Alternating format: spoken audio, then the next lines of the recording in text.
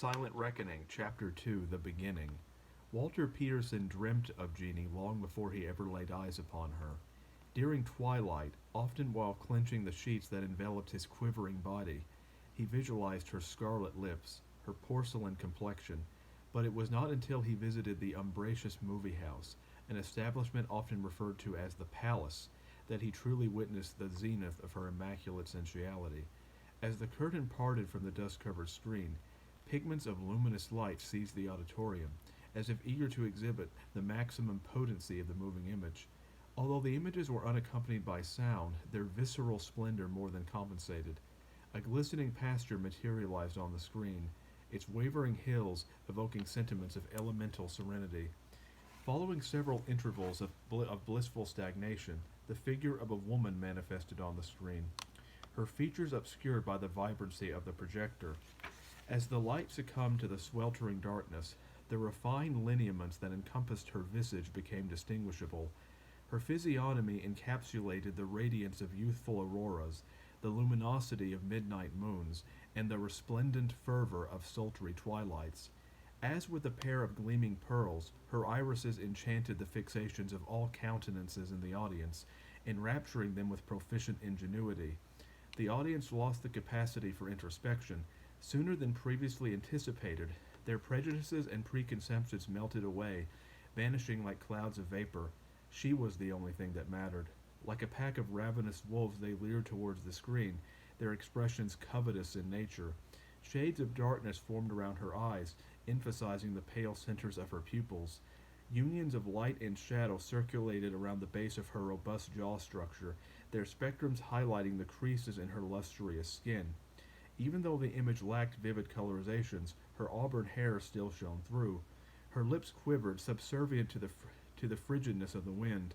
Her elongated eyes, coupled with her symmetrical cheekbones, embraced the dualities of light and darkness, the latter concealing the blemishes that permeated the corners of her countenance.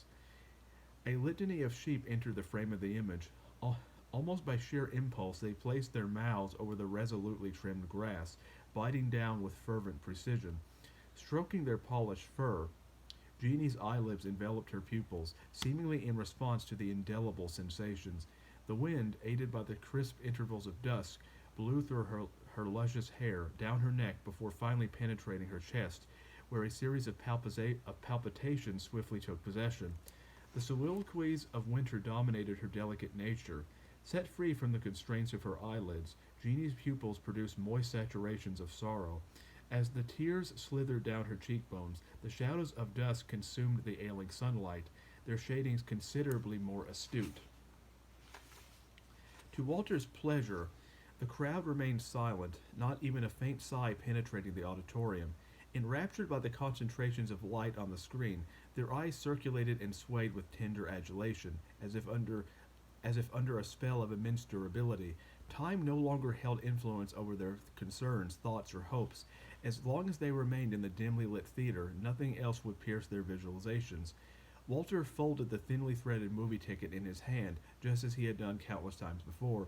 It seemed like he had spent his entire life in the magisterial grandeur of the movie theater, chasing impossible dreams, mostly at the expense of his own sanity. The scent of the deteriorating paint on the walls, combined with the discarded residue within the floorboards, brought a jovial smile to his otherwise world-weary face. As the picture continued, all of his thoughts succumbed to her inordinate presence. Even though his senses perceived other players within the frame, they all somehow seemed to fade into obscure hazes of somber mist, almost as though they had never existed to begin with. The mist circulated around her voluptuous physique, closing off all other sensory embellishments, save for the gentle swaying of the trees. The content of what he was viewing did not impress upon his recollections, nor did it stir his untamed emotions, of which there were multitudes. It was as if the artistic barriers of fantasy had been stripped away, as if she performed only for him, and him alone. Deeply engrossed by the images on the screen, Walter watched in awe as Jeannie appeared in front of a grave, her eyes at the mercy of the flurries of moisture that protruded from their crevices. Directly beside the grave, an assembly of flowers decayed and withered, each of their petals descending into the damp ground. Like an abandoned child, she guided her fingertips towards the dilapidated structure, eager to reunite with her dearly departed loved one. Her fingers stroked the edges of the marble, their circulations in sync with the tranquil harmonies of vibrancy and dimness. As the sunlight pierced through the auras of perpetual darkness, her broadening gaze peered into the horizon, into the singularities of the heavens, and embraced the arrival of the new dawn. The dwindling shadows retreated to her trembling cheekbones, some of them still quite potent. For a brief interval in time, the potencies of dawn and dusk merged together, the result causing a grayish tint to envelop her skeletal composition.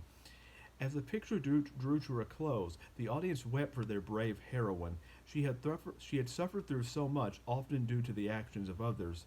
In that moment, it seemed as if the character was a living, breathing human being, rather than a fantasy conceived in a film script. The movie house was their escape, their way of saying to the world, there is more to life than cold reality.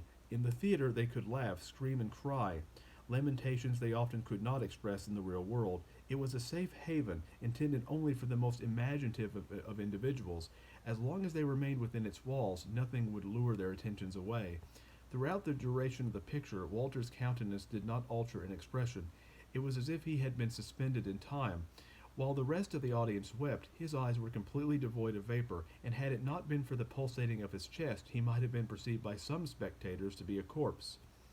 Captured by the display of elegant configurations on the screen, his retinas refused to alter their fixations. They were trapped, completely and utterly, by the alluring seduction of the silver screen. The visceral assortment of images, put together with the aroma of the theater itself, captivated all of his acuities. The solemn aspects of existence failed to penetrate his mind. Rather than just being photographic imprints on a movie screen, they mimicked all of his internal monologues and soliloquies, complementing them with graceful efficiency. Zooming in on her evenly proportioned facial symmetry, the camera captured the last traces of moisture that evaporated from her polished complexion. Under the light of the new dawn, she embraced her misfortune, never again longing for dead memories. Shades of gray consumed the outline of her face, soon fading to black. The movie was over, and there was nothing that he could do to revive the surrealistic overtones of the images. They were lost to time, to space, and would only continue to exist in his photographic recollections.